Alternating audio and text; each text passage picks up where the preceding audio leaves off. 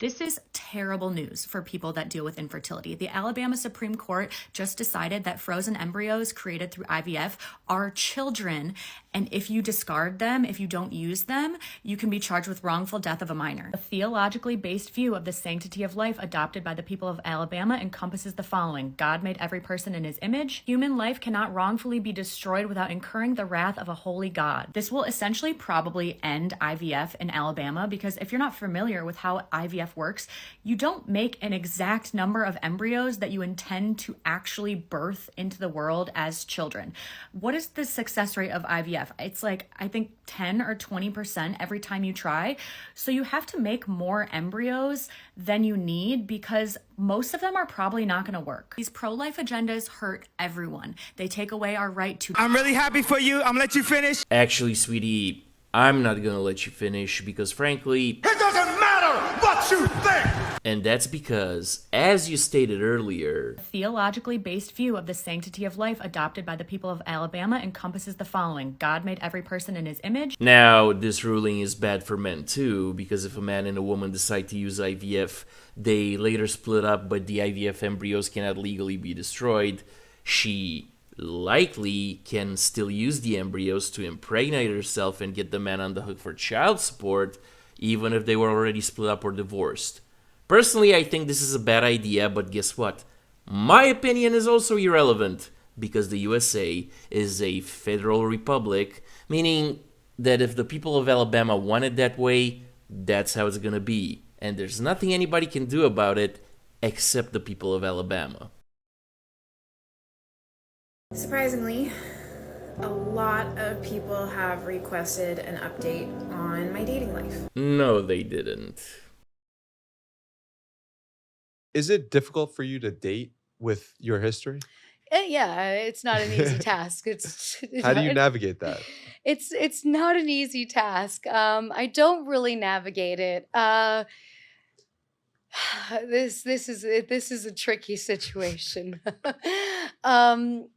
It's a failed attempt. So I have men in my life that I enjoy and that I trust, and that as long as they're single, they're in my life, whether we have dinner, whether we hang out at my place, those are my friendships. Basically, she has a roster. Propaganda tool. And real talk, even without an illustrious career in the industry like she has, a woman who keeps a roster will have a hard time finding a rational, successful man to take her seriously.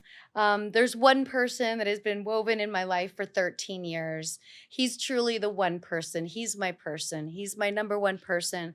But there's moments where I kind of shut him out for a period of time because I'm being stubborn about something. I just saw him last week, and when I see him, I'm the most comfortable in my skin with him. He has no issues or qualms with what I've done. He looks at me as a self-made, success story. So it takes a lot to meet somebody that sees me that way. Yeah, but obviously she doesn't see him that way. I kind of shut him out for a period of time because I'm being stubborn about something. Because she probably sees him as a...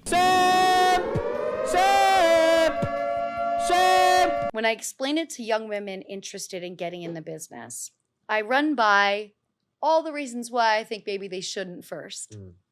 And then we try to surface to why I think they should, if we get there, whether it's their family, their friendships. But I tell them, for the rest of your life, every man you meet is going to want to be with you, but they're not going to want to be with you. They don't want to be your emergency contact number.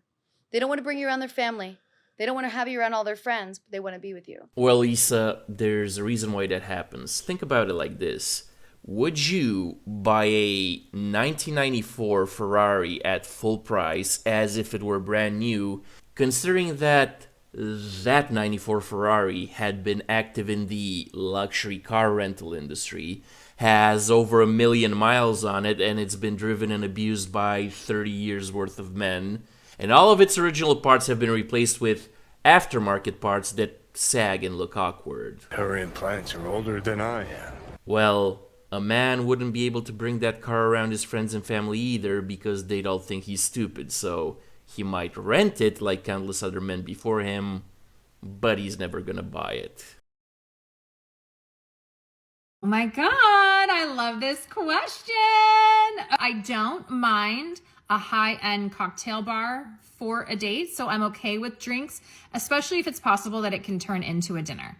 But here's why we're not doing a coffee or an ice cream or a walk in the park. If it's gonna take me more time to get ready than the duration of the date, I am not going. And if a woman takes more time to get pretty for the date than the actual duration of the date, she doesn't meet my beauty standards and she doesn't get a date. And that's the bottom line, 'cause Stone Cold said so.